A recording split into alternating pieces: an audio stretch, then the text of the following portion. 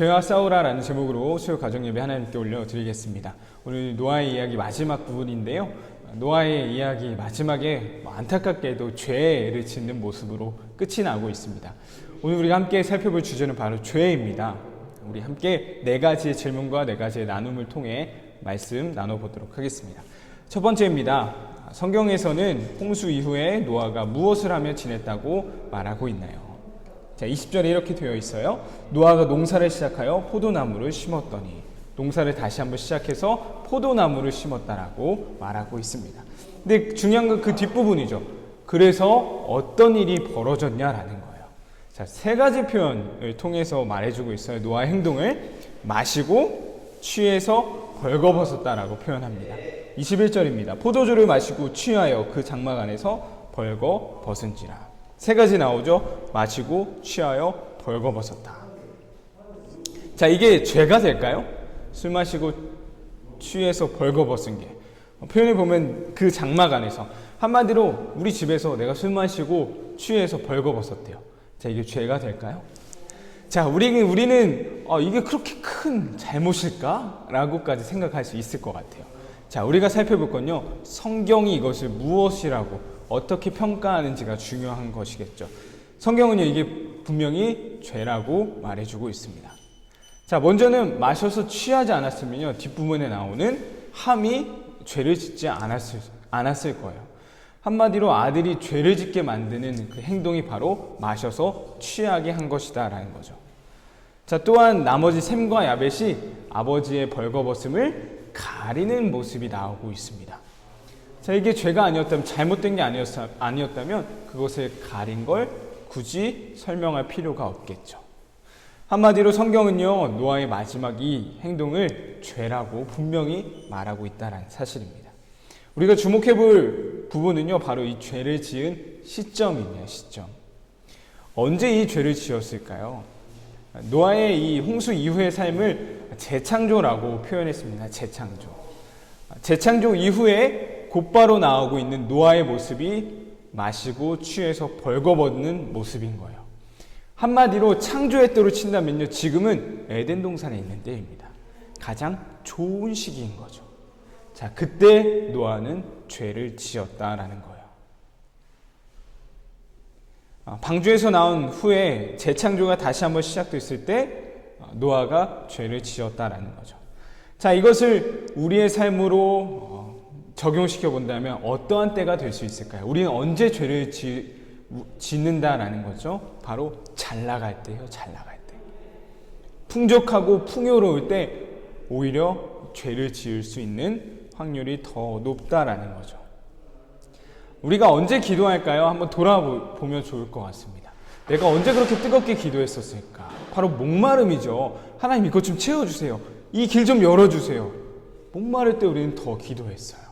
자, 그런데 반대로 풍족하고 구할 것이 없을 때, 기도 제목 다 이루어졌을 때 우리는 기도할까요? 그렇지 않다라는 거죠.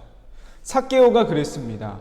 삭개오가 어떻게 예수님을 만나기 위해 그 나무 위까지 올라갈 수 있었을까요? 목마름이었어요. 목마름. 내게 없는 것, 그것을 찾기 위했을 때. 예수님을 찾아온 사람들의 특징도 바로 그것입니다. 목마름이었죠. 목마름. 우리가 가장 조심해야 할 때는 언제냐? 바로 잘 나갈 때요. 풍족할 때, 풍요로울 때 우리는 더욱 조심해야 된다는 겁니다. 하나님께서 일하시는 방법도, 일하시는 때도 바로 그때이지 않나 싶습니다. 우리가 약하고 우리가 부족할 때 하나님은 그때 우리를 사용하시는 분이에요. 삼손이 그랬죠. 가장 힘세고 잘 나갈 때요, 삼손 하나님 찾지 않았습니다. 삼손이 언제 하나님을 찾았죠? 가장 낮고 약했을 때 하나님을 찾는 걸 볼 수 있어요.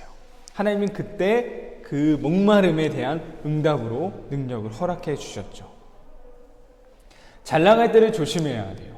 우리는 그때 오히려 더 죄를 지을 만한 요소들이 더 많을 수 있다라는 것입니다. 성경에서도요, 그것을 계속 강조해 주는 것 같아요. 대표적인 게 이 부자에 대한 관심이지 않을까 싶습니다. 성경에서는요, 부를 굉장히 조심스럽게 다루고 있습니다. 굉장히 자주 다루고 있기도 하고요. 왜 이 돈이 많은 것, 풍요로운 걸 왜 이렇게 경계하고 있을까요? 부하면요, 풍요로우면, 풍족하면 하나님을 찾지 않기 때문이에요. 마태복음 6장 24절을 보면 이 부와 비교하는 게 있습니다. 바로 하나님이에요. 이런 표현이 있죠. 하나님과 재물을 겸하여 섬길 수 없다. 자, 그만큼 부가 주는 힘은 강력하다라는 것입니다. 오늘 이 노아가 죄를 지었을 그 시기, 그 타이밍을 기억하면 좋겠어요.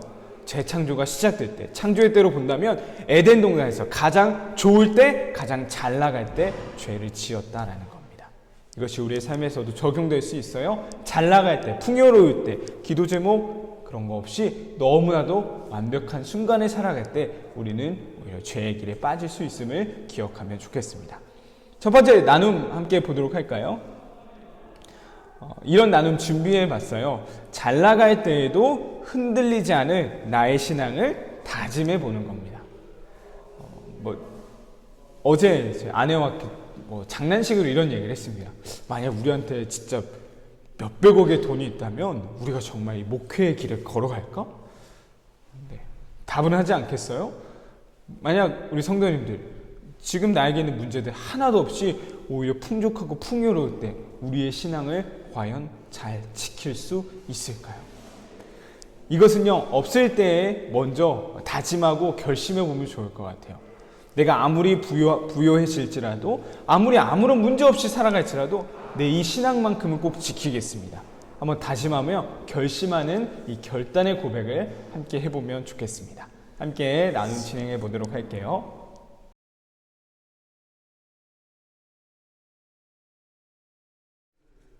두 번째 질문입니다. 포도주를 마시고 술에 취하여 벌거벗은 노아를 본 세 아들의 반응이 나오고 있습니다.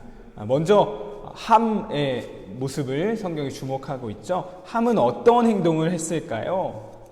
두 번째 질문인데요. 22절에 이렇게 나와 있습니다. 가나안의 아버지 함이 그의 아버지의 하체를 보고 밖으로 나가서 그의 두 형제에게 알림해라고 말하고 있어요. 세 가지로 볼 수 있을 것 같습니다. 아버지가 벌거벗은 걸 봤어요. 그리고 밖에 나갔고요. 그것을 알렸습니다. 보고 밖에 나가서 알렸어요. 자, 그럴 수 있겠죠. 죄를 지은 누군가를 우리는 볼 수 있고요. 그것을 남한테 말할 수 있어요. 자, 그럴 수 있다라고 우리는 생각하죠. 이것만 놓고 본다면요, 이 함의 행동이 그렇게 잘못됐다라고는 볼 수 없을 것 같아요. 본 거, 그리고 그것을 나가서 다른 형제들에게 알린 거, 이게 죄가 될까요? 자, 첫 번째 우리 함께 살펴봤었죠. 성경이 이것을 어떻게 평가하느냐가 중요한 거예요. 자, 성경을 어떻게 평가하는지 우리 뒤에서도 다루겠지만요, 나머지 형제들의 반응과 비교해서 볼 필요가 있습니다. 23절입니다. 셈과 야벳이 옷을 가져다가 자기들의 어깨에 메고 뒷걸음쳐 들어가서 그들의 아버지의 하체를 덮었으며 그들이 얼굴을 돌이키고 그들의 아버지 하체를 보지 아니하였더라. 자, 함은요, 보고 밖에 나가 알렸습니다. 자, 반대로 생각해 볼게요. 반대로 생각하면 됩니다. 첫 번째, 셈과 야벳은요, 아버지 하체를 벌거벗은 걸 보지 않았어요. 자, 그리고 밖에 나가서 알리지도 않았습니다. 그들이 했던 게 뭐죠? 뒷걸음질 쳐서 들어가서 아버지 하체를 덮어주는 거였어요. 그렇다면 이 다른 형제들의 모습을 통해 함의 모습을 다시 한번 조명해 볼 수 있겠죠. 함도요, 첫 번째 보지 않을 수 있었습니다. 충분히요. 두 번째, 아버지의 그 벌거벗음을 덮어줄 수도 있었어요. 세 번째, 형제들에게 알리지 않을 수도 있었다라는 거예요. 우리가 이 이야기를 통해 죄에 대해서 기억해야 할 것이 무엇일까요? 우리는요, 죄를 짓지 않기 위해 의도적으로 의도적인 노력이 필요하다라는 거예요. 죄를 짓지 않기 위해 의도적인 노력이 필요하다. 함은요, 이런 노력이 부족했던 것이죠. 죄를 연약한 모습, 아버지 죄를 짓는 모습을 보지 않고 덮어줄 수 있는 그런 노력을 하지 않았던 거다라고 볼 수 있습니다. 우리 삶에서도 마찬가지입니다. 우리는요, 죄를 짓지 않기 위해 우리가 부단히 계속해서 노력하며 그 죄와 싸워야 할 것입니다. 죄와 싸울 수 있는 방법 세 가지를 좀 정리했었는데요. 저희 초등부 아이들에게 좀 가르치기도 했었는데 크게 세 가지로 볼 수 있을 것 같아요. 첫 번째, 죄는 항상 우리를 공격하고 있다는 거예요. 우린 그 사실을 항상 인지하고 있어야 합니다. 베드로전서 5장 8절을 보니까 이런 말씀이 있어요. 근신하라 깨어라 너희 대적 마귀가 우는 사자같이 두루다니며 삼킬 자를 찾나니. 마귀가 하는 게 뭐죠? 우리를 삼키려고 계속 돌아다니고 있다는 거예요. 항상 우리는 죄의 길에 빠질 수 있음을 인식하고 있어야 합니다. 함에게 부족했던 게 바로 이것이죠. 내가 그 죄의 길에 빠질 수 있음을 항상 기억해야 되는 거예요. 두 번째, 죄의 자리에서 피해야 돼요. 의도적으로 죄의 길에 빠지지 않기 위해 노력해야 된다라고 했었죠. 이것을 죄와 싸운다라는 표현으로 바꿨습니다. 우리는요, 항상 우리에게 죄가 다가올 수 있기 때문에 항상 싸움을 준비해야 되고 다가왔을 때 그 싸움을 의도적으로 승리하기 위해 노력해야 됩니다. 자, 그런데 두 번째, 죄의 자리에서 피하라 무엇일까요? 우리에게 좀 더 지혜로운 모습이 필요하다는 거죠. 만약 내가 누군가 만나기만 하면 그 사람만 만나면 죄의 본성이 막 깨어지는 거예요. 너무 분노가 일어나고 막 욕설, 입에 담지 못할 말들이 막 일어난다. 그러면 그 사람과의 만남을 피하는 게 더 지혜로운 거겠죠. 핸드폰, 스마트폰이 또 그럴 수 있을 것 같아요. 내가 유튜브만 보면 내 생각이 영적인 생각보다는 육적인 생각으로 죄로 가득 차는 것 같아요 라고 한다면요, 그것을 의도적으로 피할 수 있어야 돼요. 세 번째입니다. 죄의 자리에서 떠남과 동시에 우리가 해야 될 건 무엇일까요? 바로 은혜의 자리로 나아가는 것입니다. 하나님은 반드시 구하는 자에게 주시는 분이에요. 죄의 자리에서 죄의 공격으로 말미암아 어려워하고 힘들어하고 계신가요? 우리에게 은혜 주신 하나님께 나아가시죠. 은혜의 자리로 우리는 나아가야 할 것입니다. 함의 행동을 통해 우리는 의도적으로 죄를 짓지 않기 위해 죄와 싸워야 한다라는 내용 함께 살펴보았습니다. 이 말씀 기억하며 두 번째로 나누어 보도록 하겠습니다. 우리는 항상 죄와 싸워야 합니다. 그중 한 가지는 죄의 자리를 의도적으로 피하는 것이 될 수 있는데요. 나에게 피해야 할 죄의 자리 또한 나아가야 할 은혜의 자리는 각각 어디인가요? 내가 그 자리에만 나아가면 죄로 빠지는 것 같아. 반대로 내가 이곳으로만 나아가면 은혜를 받는 것 같아. 이 두 가지를요, 잘 한번 분류해 보시고 나눠 보시면서 이곳은 피하고 이곳으로 더 나아가야겠다 다짐할 수 있는 시간이 되었으면 좋겠습니다.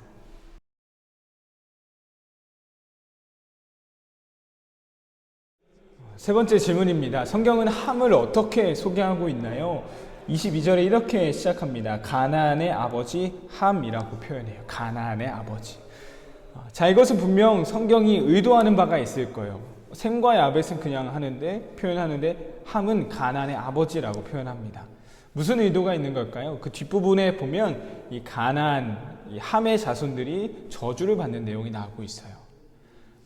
한마디로 이 전체 내용으로 보자면 함이 죄를 지었고 그 죄의 영향으로 이 자손들이 저주를 받게 된다라는 겁니다. 이 부분을 짧지만 한 번이라도 더 좀 짚고 넘어가려고 하는 것은요, 바로 이 메시지 때문이에요. 죄에는 영향력이 있습니다. 내가 짓는 것 나에게만 영향을 끼치는 게 아니라요, 나와 내 주변까지도 다 영향이 있을 수 있다라는 거예요. 대표적으로 하와가 그렇지 않았을까요? 하와가 뱀의 유혹에 넘어가 죄를 짓고 말죠. 근데 그 죄가 자기에게서만 끝난 게 아니었어요. 바로 옆에 있던 자기 남편 아담에까지 주게 되었습니다. 우리 삶에서도 많이 느끼지 않으시나요? 내 입에서 불평과 불만이 나오는 순간 주변 사람들에게까지 그것이 연결돼요. 쓰레기장을 한번 생각해 볼까요? 제가 사는 곳은 한 동짜리 아파트인데요.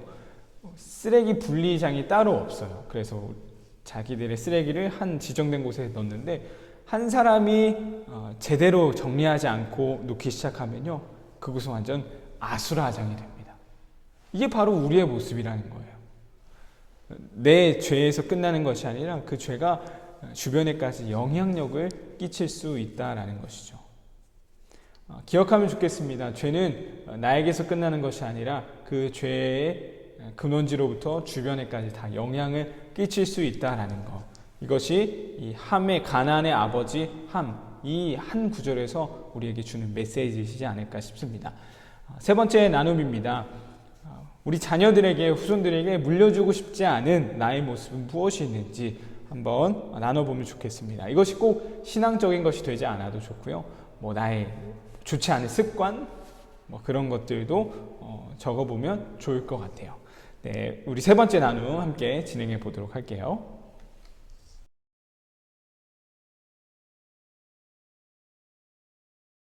네, 오늘은 네 번째까지인데요. 네 번째는 조금 더 빠르게 한번 진행해 볼게요. 셈과 아버지의 모습을 본 셈과 야벳의 행동은 어떠했나요? 입니다. 이 함과는 조금 다른 모습을 보여주었는데요. 오늘 본문 말씀 23절에 나와 있습니다. 셈과 야벳이 옷을 가져다가 자기들의 어깨에 메고 뒷걸음쳐 들어가서 그들의 아버지의 하체를 덮었으며 그들이 얼굴을 돌이키고 그들의 아버지의 하체를 보지 아니하였더라. 자, 어떻게 했죠? 뒷걸음질 쳐서 들어가서 그의 아버지 하체를 덮어주었습니다. 그리고 아버지 하체를 보지 않았다라고 표현하고 있어요. 셈과 야벳은요, 한마디로 아버지의 죄를, 아버지의 허물을 덮어주었습니다. 자, 죄를 덮어주었다, 허물을 덮어주었다. 어디서 좀 봤던 표현이죠. 창조하셨을 때, 그때에도 하나님이 덮어주시는 일이 있었어요. 무엇일까요?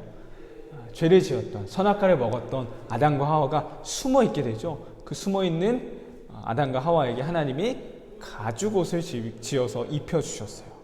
한마디로 그들의 죄를 덮어주신 거죠. 마지막 셈과 야벳의 행동을 통해 우리가 기억해야 될 것은요, 바로 죄를 덮어주는 게 우리에게 필요하다라는 겁니다. 자, 죄를 덮어준다는 건요, 그 사람의 잘못을 완전히 다 없는 것처럼 여기겠다라는 거예요. 벼르는 것도 아니고요, 누가 얼마나 짓는지, 나를 얼마나 괴롭게 하는지 속으로 참는 게 아니에요. 완전히 덮어주는 것이 되어야겠죠. 유월절의 이 패스오버와 같은 겁니다. 그냥 지나가 버리는 게 바로 덮어주는 거예요. 이것이 우리에게 주는 메시지는 뭘까요? 죄를 덮어주라, 용서하며 살라, 이 메시지가 될 것 같아요. 마태복음 18장 22절 보면 용서하는 것을 7번씩 70번이라도 해라 라는 표현이 있죠. 한마디로 용서하고 또 용서해라, 용서의 삶을 살아라 라는 거예요. 그 용서의 삶을, 용서의 은혜를 누리는 게 바로 우리의 삶이지 않을까요? 하나님이 죄를 짓는 우리를요, 용서하시고 또 용서하고 계신 거예요. 그 용서가 어디에서 절정을 이루는 거죠? 예수 그리스도의 십자가를 통해 절정을 이루는 것이죠. 마태복음 1장에 예수님의 계보에서도 이 내용들이 쭉 나오고 있습니다. 기생들이 등장하고요, 죄인들이 등장해요. 예수님의 족보에 이 죄인들이 등장한 이유는 무엇일까요? 그 사람들 내가 다 용서해 준 거야, 내가 다 덮어준 거야, 이걸 우리에게 말해주는 것이겠죠. 셈과 야벳의 행동을 통해 죄를 대하는 우리의 모습을 점검하고 또한 다짐할 수 있었으면 좋겠습니다. 우리 또한 죄인이잖아요. 우리 또한 죄의 용서함을 받아서 살아가고 있잖아요. 우리가 해야 될 것은 덮어주고 또한 덮어주고 용서해주는 모습이 되어야 하지 않을까 싶습니다. 마지막 나눔은요, 나눔이라고 하기보다는 묵상과 또한 결단의 시간입니다. 용서하며 살았으면 좋겠습니다. 먼저는 나를 용서하신 하나님의 은혜를 기억하고요, 또한 나 또한 용서할 수 있는 삶이 되기를 소망합니다. 마지막은 서로 나누진 않고요, 홀로 기억해 보시면서 다짐했으면 좋겠어요. 내가 아직까지도 용서하지 못한 영혼은 누가 있는지, 또한 그 용서를 어떻게 할 수 있는지 마지막으로 다짐해 보면 좋겠습니다. 덮어준다는 것, 위에서도 말씀드렸다시피 벼르고 참고 있는 게 아니에요. 용서한다는 건 다 없는 걸로 친다라는 걸 말해주는 겁니다. 마지막 홀로 다짐하고 결단하는 시간 가지도록 하겠습니다.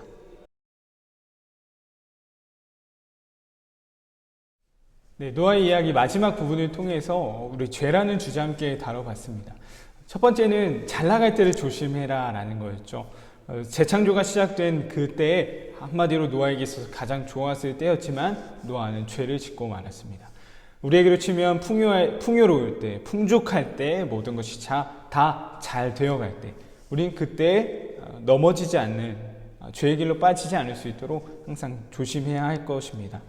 두 번째, 의도적으로 죄의 길로 가지 않도록 우리는 항상 죄와 싸워야 한다라고 했었어요. 죄와 싸우는 세 가지 방법 기억하시나요? 첫 번째, 나는 항상 죄의 공격을 받고 있다. 마귀가 우리를 삼키려고 우는 사자와 같이 돌아다니고 있다라는 거. 두 번째, 죄의 길로 빠지지 않기 위해 죄의 자리에서 피하는 것. 세 번째, 죄의 자리에서 피하고 은혜의 자리로 나아가는 것이었습니다. 세 번째는 죄는 영향력이 있다는 거였어요. 가나안의 아버지 함이라는 표현을 통해 죄의 영향이 자손들에게까지 이어졌구나라는 거 함께 살펴봤죠. 죄가 나에서 끝나는 것이 아닌 나의 주변까지도 이어질 수 있다는 거 기억하면 좋겠고요. 마지막 네 번째, 셈과 야벳은요, 아버지를 덮어주었습니다. 이것은 우리에게 주는 메시지인 것 같아요. 용서하며 덮어주며 사는 것. 허물을 드러내고 누군가에게 전하는 것보다는요, 그것을 덮어주고 용서해주고 이해해주는 게 우리에게 먼저 있어야 할 모습이라고 생각합니다. 이런 모습들을 잘 기억하시면서 항상 죄와 싸워서 승리할 수 있는 우리 생명길 교회 될 수 있기를 간절히 소망합니다.